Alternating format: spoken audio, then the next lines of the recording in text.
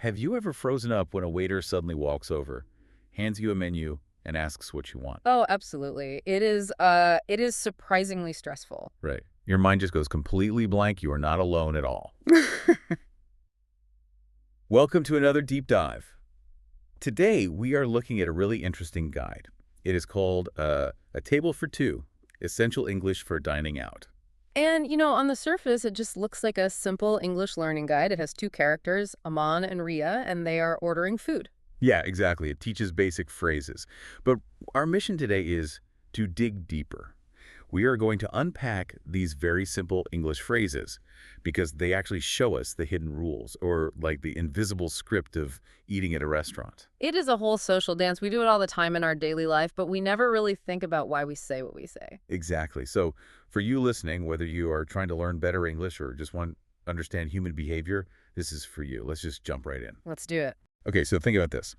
You are standing at the door of a nice restaurant.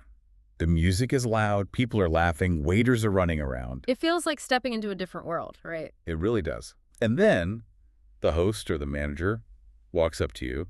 They're holding menus. They just look at you, waiting. That is the moment of pressure. Haha, yes. You have to speak. And the guide gives us the very first step. It is a simple six-word phrase. A table for two, please? A table for two, please. It sounds so basic. I mean, we learned this in school, but the psychology behind it is actually huge. How so? Like, break that down for us. Well, think about entering a clothing store.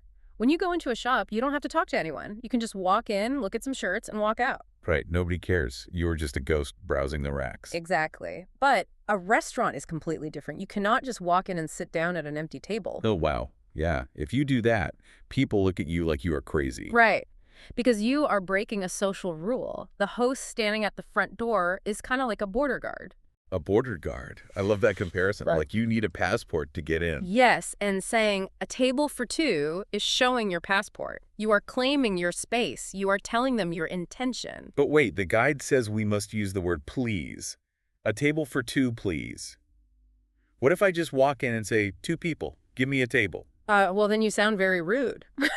Yeah, you sound like a movie villain or something. You really do, because saying two people is a direct command. It is very strong. You are demanding space. The word please softens it. Exactly. Please is the magic word. It balances things out. It says, I need a table, but I also respect that you control this space. That makes so much sense. The guy also says to keep it simple.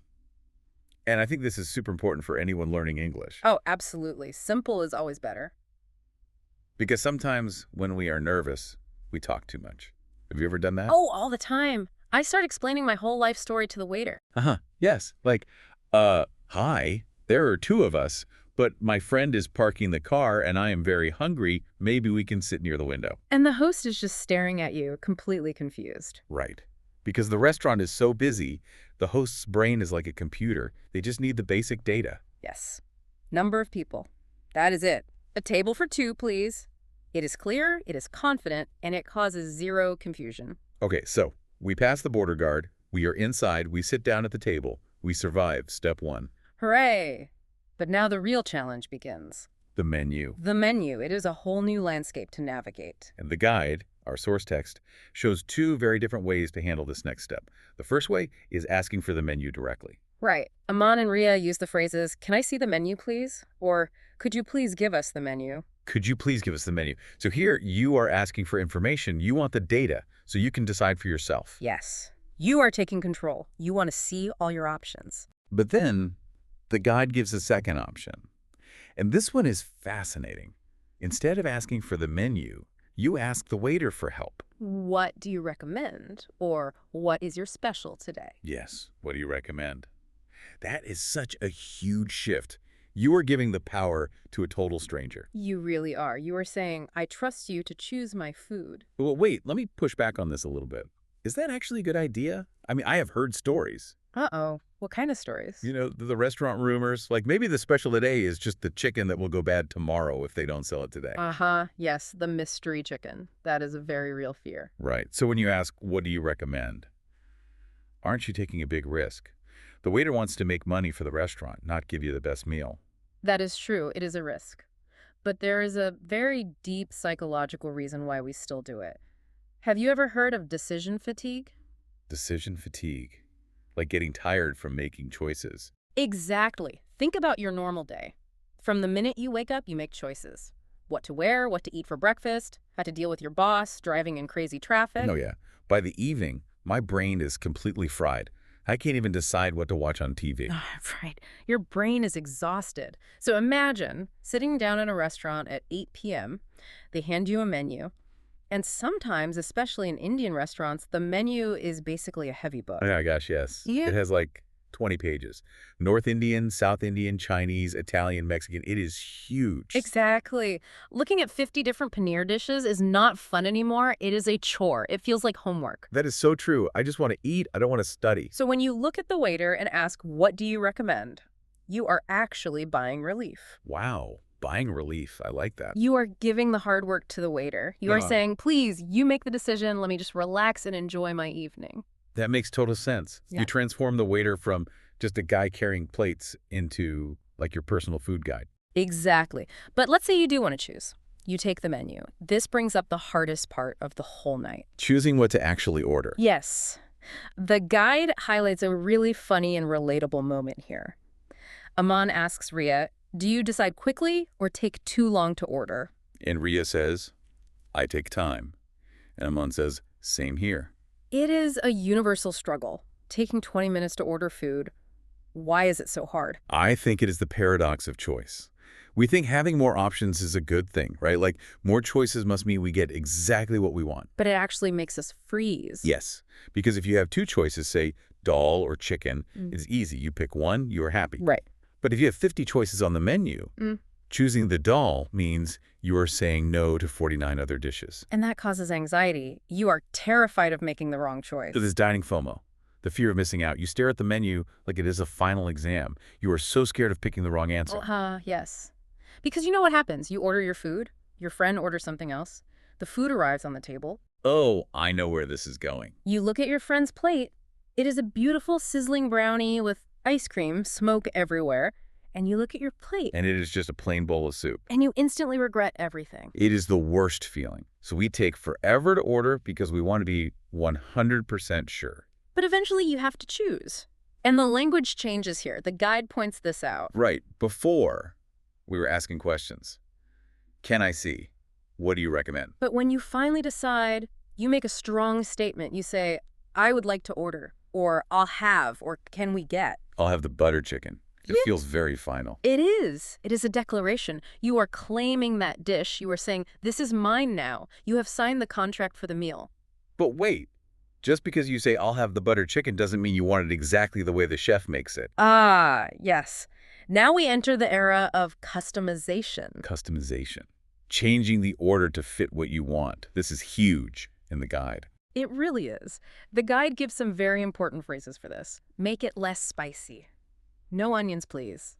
Extra cheese, please. This is so common in our daily life, especially here, Someone might be vegetarian or Jain, or they just cannot handle too much chili. Right. We are constantly adjusting the food. But think about what this means. A restaurant kitchen is like a factory. They have a system. They want to make the same dish exactly the same way, 100 times a night. It is all about efficiency. But then we come along and we say, I see your system, but I don't want onions. Yep. I want the sauce on the side, and make it less spicy. We are breaking their system. Exactly. Isn't that a little bit insulting to the chef? Like, you go to a nice place and you completely change their recipe? That is a fascinating debate. In a very fancy, super expensive fine dining restaurant, the chef is considered an artist. Right. You don't tell Picasso to change the colors in his painting. Exactly. If you ask for ketchup in a Michelin star restaurant, they might kick you out. They probably would. But in a normal, everyday restaurant, the kind Aman and Ria are going to, the customer is the boss. Modern dining is all about individual preference. Your comfort is more important than the traditional recipe. That is true. But the way we ask for these changes is super important. Going back to the guide, look at the language. They always add one specific word. Please. Yes. No onions, please. Make it less spicy, please. Why is that so crucial here? Because you are asking them to do extra work. You are disrupting their flow. If you just point at the waiter and say, no onions, extra cheese, less spice. You sound like a dictator again. Exactly, you are creating friction. But adding please changes everything. It turns a harsh demand into a polite negotiation. The guide even shows Rhea using a smiley face in a text message when she asks for extra cheese. That is the modern digital version of please. It softens the demand. It says, I am asking for a favor, but I'm still friendly. It is a clever linguistic trick. Okay, so we survived the menu. We placed our highly customized order. The waiter takes the menus away. And now the waiting begins. And the anxiety returns. Because now you have lost all your control. Completely. You are totally at the mercy of the kitchen. You just have to sit there. And human beings hate waiting, especially when they don't know how long it will take. That is the key, the uncertainty. If someone says, your food will take exactly 30 minutes, you can relax. You can talk to your friend. But if they say nothing, every time the kitchen door swings open, you stare at the waiter. You think, is that my food? No, it's going to the next table. It is torture, especially when you are very hungry. Time moves so slowly. So the guide gives us a tool for this, a very useful phrase. How long will it take? How long will it take? It is a simple question, but it gives you back some control. Right. You are asking for data. You want them to set an expectation. Even if the waiter says, it will take 20 minutes, at least you know your brain can relax for 20 minutes. But sometimes, while you are waiting, you need something else. Maybe you dropped your spoon, or you need a tissue, or you are just really thirsty. This brings us to another huge challenge in the restaurant, getting the waiter's attention. The guide gives the phrases, excuse me, and can I get some water? Yes. And interrupting a busy server is really hard. It feels like trying to cross a busy highway in India, right? The waiters are moving so fast, they have a set path, their hands are full of plates. And you are just sitting there waiting for a gap in the traffic. You have to make eye contact. Yeah. If you miss your chance, you stay thirsty.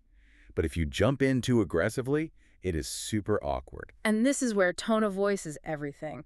The words excuse me are completely neutral, but how you say them changes the meaning 100%. Let's do a little example. Let's role play this. Okay, let's do it. If I say it softly, with my voice going up a little at the end, like, excuse me.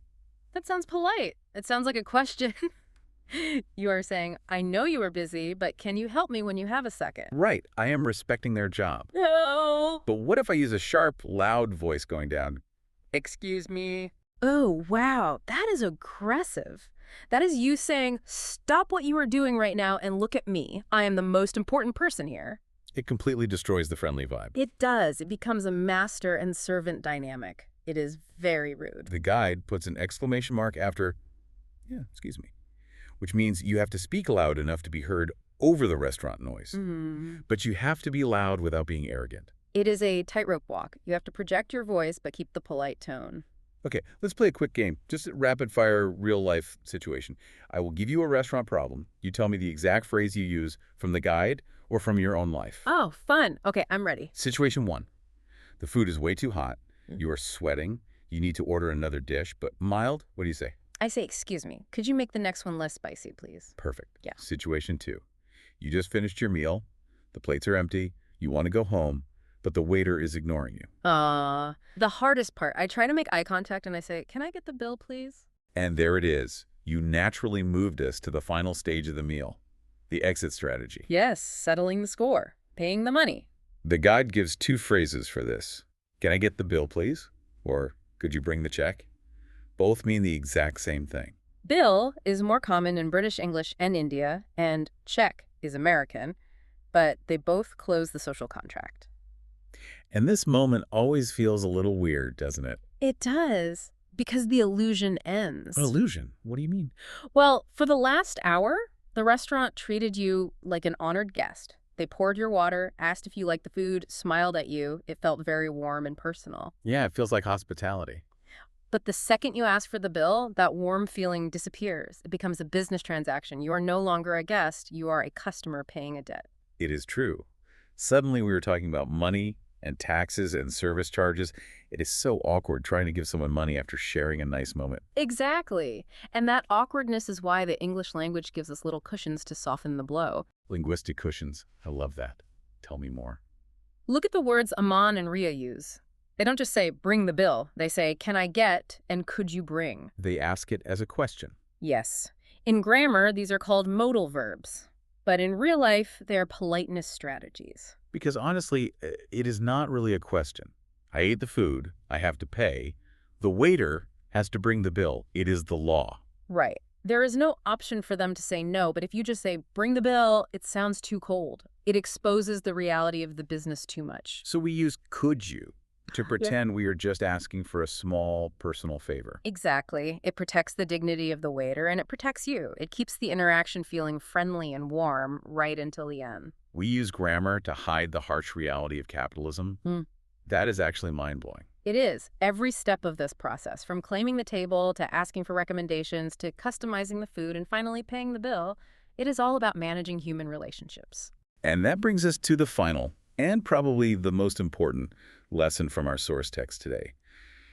The guide ends with a really powerful philosophy. Yes. Aman and Ria wrap up their conversation by saying, ordering food is a daily life skill. Practice makes you confident. And then they say the golden rule. You don't need perfect English, just confidence. Just confidence. I absolutely love that. We just spent 20 minutes analyzing grammar, modal verbs, and vocabulary. But the guide's final message is basically, don't stress over the grammar. It really is. It is saying that language is about function, not form. It is a tool. A tool to get your extra cheese. Exactly. Think about it this way. Imagine someone who studied English grammar perfectly for 10 years. They know all the big words. Okay, so they sit down and say, I would be immensely grateful if the culinary team could prepare the spaghetti without the inclusion of any onions. Flawless grammar. But imagine they are too shy to speak loud enough for the waiter to hear. Or they are too scared of making a mistake to even call the waiter over. They just sit there quietly? Right. So what happens? They get food with onions. They leave hungry and unhappy. Their perfect English failed them. Because they lacked execution. Yes. Now compare that to someone who just started learning English. Their vocabulary is tiny, but they have confidence. They smile, they point at the menu, and they say loudly, "Two pasta, no onion, please." The grammar is broken. But Wow. what happens? The waiter understands perfectly. The order goes to the kitchen. The pasta comes back with 0 onions. Confident imperfection wins. The language worked perfectly because it did its job. Exactly. Communication is just about reducing the friction between two minds. You want your thoughts to enter the waiter's brain. That is so freeing for anyone learning a language. The goal of this invisible script we follow, table for two, excuse me, can I get the bill, isn't to pass an exam. No, the goal is to make the interaction so smooth that you don't have to worry about the rules anymore. You learn the script so you can forget the script and just enjoy the food. You learn how to order politely so you can actually focus on having fun with the friends sitting across the table from you. Exactly. Your confidence in the language creates comfort in your social life. I think that is a beautiful and empowering way to look at learning anything new, not just English. Definitely. Prioritize connection over perfection. So, we have covered the whole journey, from the scary border guard at the front door, to the decision fatigue of the massive menu, to the polite negotiations for less spice, and finally the awkwardness of paying the check. We survived the social choreography. We did. So for you, the listener, next time you go out and face that waiter, remember to embrace that confident imperfection. Use your please, use your could you, and just enjoy the experience. And maybe notice the little power dynamics happening around you. Absolutely. In fact, let me leave you with one final thought to mull over.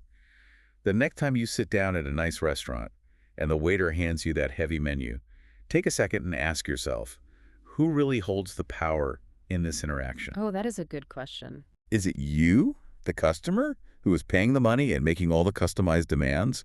Or is it the restaurant and the waiter who control the flow of time, limit your choices, and guide your experience? It is an invisible tug of war. It really is. Think about that invisible script the next time you ask for a table for two. Thanks for exploring these muddy waters with us today. Keep practicing, keep eating good food, and we will catch you on the next deep dive.